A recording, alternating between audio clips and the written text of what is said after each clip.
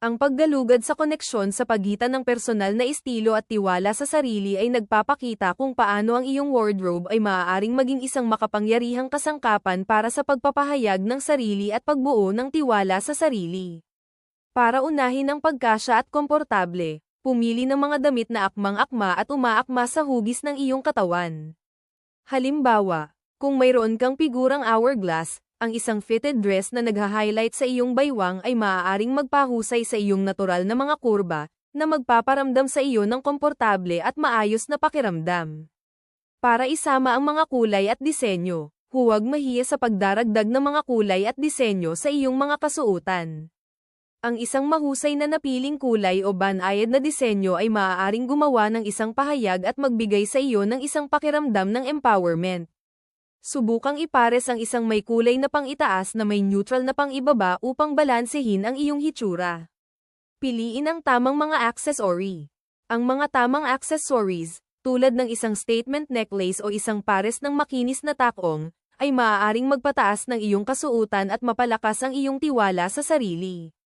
Halimbawa, ang isang naka-bold na kwintas ay maaaring gawing isang chic ensemble ang isang simpleng damit, habang ang mga nakaistilong sapatos ay maaaring magdagdag ng isang pahiwatig ng kagandahan sa anumang kasuotan.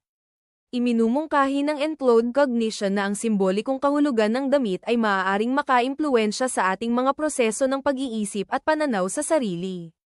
Ang pagsusuot ng mga partikular na uri ng damit ay maaaring magdulot ng mga pagbabagong psikolohikal na nakakaapekto sa ating pag-uugali at pagganap. Ipinahihiwatig nito na ang pananamit ay may simbolikong kahulugan na maaaring makaapekto sa ating pag-iisip at pag-uugali sa mga makabuluhang paraan. Ang pagtataguyod ng positibong pananaw sa katawan sa fashion ay naging mas popular nitong mga nakaraang taon, na nagbibigay diin sa kahalagahan ng pagyakap sa magkakaibang hugis at laki ng katawan. Ang pagkakalantad sa magkakaibang representasyon ng mga uri ng katawan sa media at fashion ay maaaring magkaroon ng positibong epekto sa pananaw sa sarili at kasiyahan sa katawan.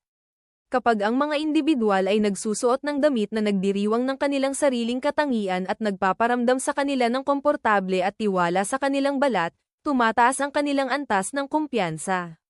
Sa pamamagitan ng pag-unawa sa agham sa likod ng pananamit at kumpiyansa, magagamit natin ang kapangyarihan ng fashion na magbago upang mapalakas ang ating tiwala sa sarili at maipakita ang isang malakas na pakiramdam ng tiwala sa sarili sa mundo.